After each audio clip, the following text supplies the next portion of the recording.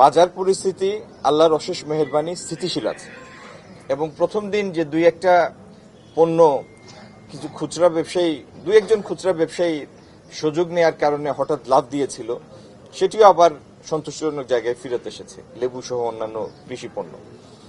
আর বাণিজ্য মন্ত্রণালয় যেসব পণ্য সাপোর্ট দেয় আমদানির মাধ্যমে বাজার স্থিতিশীল রাখার জন্য, সেগুলি সহ কৃষি পণ্যের বাজার স্থিতিশীল আছে, চালের বাজার স্থিতিশীল আছে।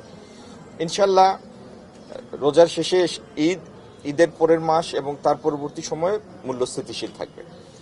আর কলকারখানার কথা যেটি আপনি বলেছেন, বিভিন্ন কারণে আমাদের টেরিফ রেজিমের মানে আমেরিকান টেরিফের কারণে একটা বৈশ্বিক একটা মন্দা আছে, এখন একটা ম্লান একটা মন্দা ভাব আছে বিশ্ব অর্থনীতিতে।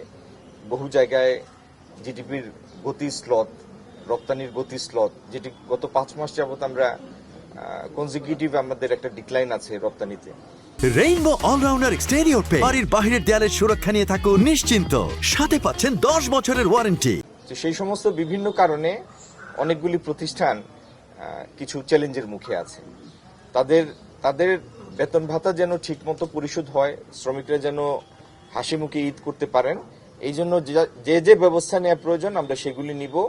সংশ্লিষ্ট সবাইকে আমি আশ্বস্ত করছি, এই নিয়ে কারোর কোনো শঙ্কার কারণ নাই। আপনারা জেনে খুশি হবেন, আজকে থেকে 2 দিন আগে, আজকে শনিবার, গত বৃহস্পতিবারে ইউরোপিয়ান ইউনিয়নকে আমরা আনুষ্ঠানিকভাবে এফটিআর আলোচনা শুরুর জন্য চিঠি দিয়েছি বাণিজ্য মন্ত্রণালয় থেকে।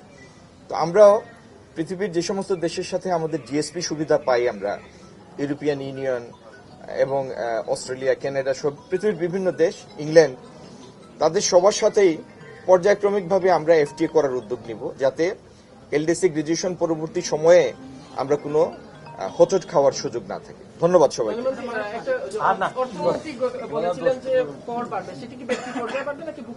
না না না না, আপনারা এই কথাটাকে ভুল ব্যাখ্যা করবেন না।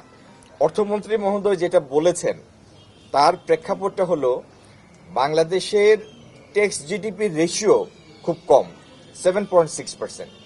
আপনি আশপাশের যে কোনো দেশ, কম্পেয়ারেবল একটা ইকোনমি নেন, সেখানে ট্যাক্স জিডিপি রেশিও অনেক হাই। যেমন ভারতের ট্যাক্স জিডিপি রেশিও হচ্ছে 17।